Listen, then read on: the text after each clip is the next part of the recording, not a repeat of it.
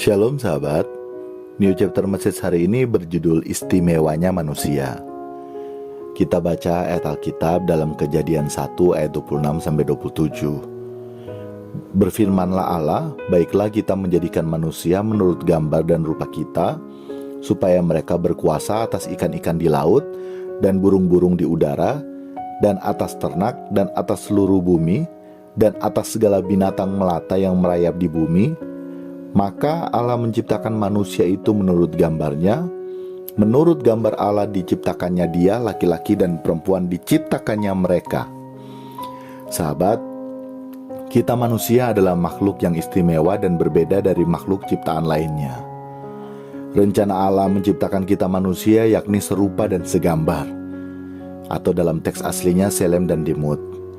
Dan dalam Kejadian 1 ayat 27 kita diciptakan segambar dengan Allah. Artinya kita diciptakan memiliki komponen yang Allah miliki, yakni pikiran dan perasaan, sehingga menghasilkan yang namanya kehendak. Dan melalui peristiwa dan kejadian yang terjadi selanjutnya, manusia bisa serupa dengan Allah, yang artinya bisa memiliki kualitas pikiran dan perasaan yang menghasilkan kehendak, dan kehendak kita manusia itu berkualitas seperti Allah. Tetapi seperti yang kita ketahui bersama melalui pembacaan ayat Alkitab dalam Kejadian, bahwa manusia jatuh dalam dosa yang mengakibatkan rancangan Allah semula menciptakan kita manusia rusak. Bumi pun yang awalnya adalah sorga yang telah didesain oleh Allah bagi manusia juga menjadi rusak. Pikiran dan perasaan yang menghasilkan kehendak tidak dapat mencapai standar yang Tuhan tetapkan bagi kita manusia.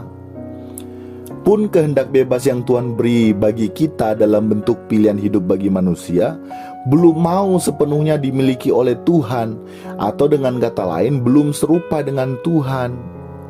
Tetapi sahabat, Allah tidak pernah berhenti sampai di situ.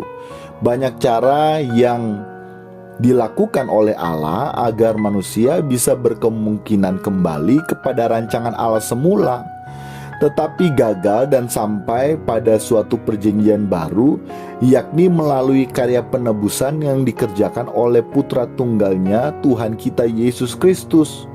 Melalui karya yang begitu agung dan mulia, kita berkemungkinan atau berpotensi dapat dikembalikan kepada rancangan Allah semula, agar bisa serupa dengan Allah, atau agar bisa kembali pada tujuan awal manusia diciptakan, yakni serupa dan segambar dengan Allah.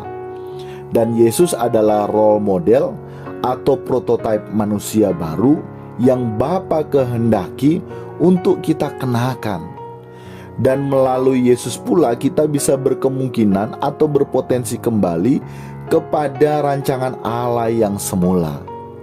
Jadi sahabat, keselamatan yang dikerjakan oleh Tuhan kita Yesus Kristus berbicara bukan hanya sekedar masuk surga, tetapi mengandung makna yang lebih dalam, yakni kita berkemungkinan dikembalikan pada rancangan Tuhan yang semula.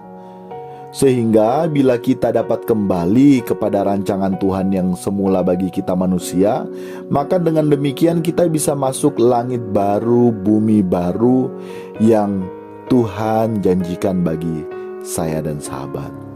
Tuhan Yesus memberkati kita sekalian. Amin. Amin.